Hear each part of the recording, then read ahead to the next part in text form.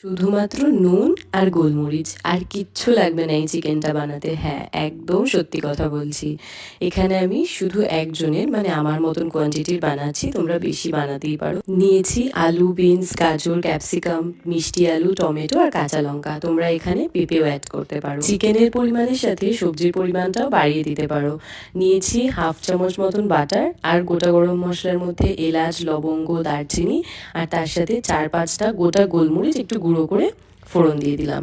তারপর একটা কুচনো পেঁয়াজ দিয়ে একটু ভাজা ভাজা করে নিয়ে তারপর আমি 4 পিস চিকেন দিয়ে দিচ্ছি।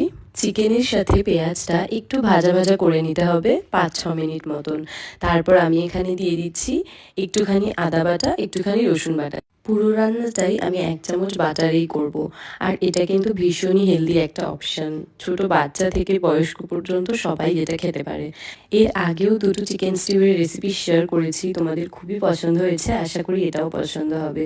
চলো এবার আদা বাটা আর রসুন বাটাটা দিয়ে একটুখানি ভাজা ভাজা করে নেওয়ার পর দিয়ে দিচ্ছি সবজিগুলো আর দিয়ে দিলাম নুন আর গোলমরিচ। হ্যাঁ, আর কিচ্ছুর প্রয়োজন নেই।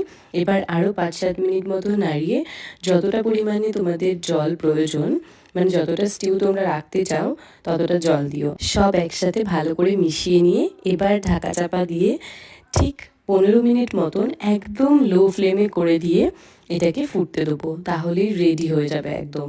দেখো আলুটাও কত সুন্দর সেদ্ধ হয়ে গেছে আর চিকেনগুলোও কিন্তু খুব ভালো করে কুক হয়ে গেছে। আর শেষে আরও হাফ চামচ বাটার দিয়ে তারপর ঢাকা দিয়ে রাখবো।